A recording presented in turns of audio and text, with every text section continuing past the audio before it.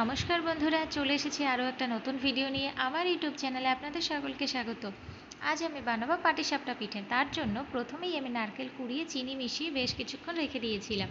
তারপর কড়াই গরম করে কড়াইয়ের মধ্যে নারকেল কোড়াটা দিয়ে দিয়েছি। এবার নারকেল কোড়াটাকে আমি খুব সুন্দর করে ভেজে নেব যতক্ষণ না এর কালারটা চেঞ্জ হয়ে যাচ্ছে আর এর মধ্যে সুন্দর একটা আঠালো ভাব আসে। এই সময় ফ্লেমটা লো টু মিডিয়াম ছিল, খুব বেশি হাই করব না, তাহলে নারকেল কোড়াটা ভালোভাবে ভাজা হবে না।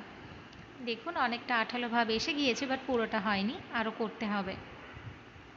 এদিকে ব্যাটারটা তৈরি করে নেব। প্রথমেই নিয়ে নিয়েছি পরিমাণ মতো ময়দা, তার মধ্যে দিয়ে দিয়েছি পরিমাণ মতো চিনি, দিয়েছি অল্প একটু নুন আর দিয়ে দেবো দুধ। আমি পুরো ব্যাটারটাই দুধ দিয়ে গুলবো, কোনো জল ইউজ করব না।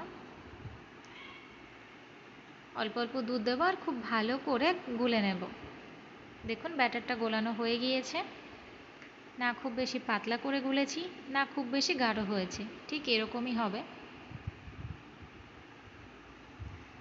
এদিকে দেখুন নারকেল কোড়াটা খুব ভালোভাবে ভাজা হয়ে গিয়েছে, এর রঙটাও চেঞ্জ হয়ে গিয়েছে আর খুব সুন্দর আঠালো ভাব এসেছে। এবার আমি নামিয়ে নেব। নামিয়ে ওই কড়াইয়ের মধ্যে খুব ভালো করে চারিপাশে তেল লাগিয়ে নিচ্ছি।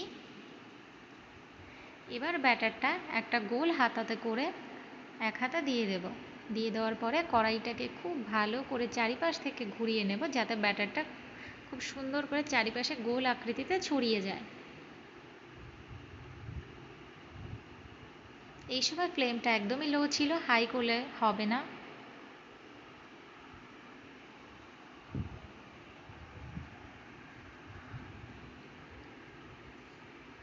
দেখুন পুরোটা হয়ে গিয়েছে। এবার আমি একটা খুন্তির সাহায্যে চারিপাশ থেকে প্রথমে উঠিয়ে নেব।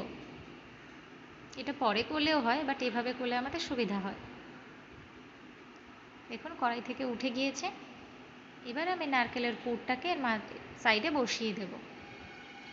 বসিয়ে দিয়ে একটা সাইড থেকে খুব সুন্দর করে হাতের সাহায্যে ঘুরিয়ে নেব গোল করে। দেখুন পিঠে রেডি হয়ে গিয়েছে আর কত সুন্দর হয়েছে দেখতে। পাকানোটা খুব সুন্দর হয়েছে।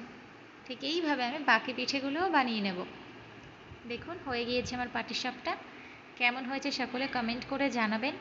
আর যারা ভাবছিলেন পিঠেটা আমি বানিয়েছি তারা একদমই ভুল, এটা আমার শাশুড়ি মা বানিয়েছে। সবাই প্লিজ কমেন্ট করে জানাবেন কেমন হয়েছে।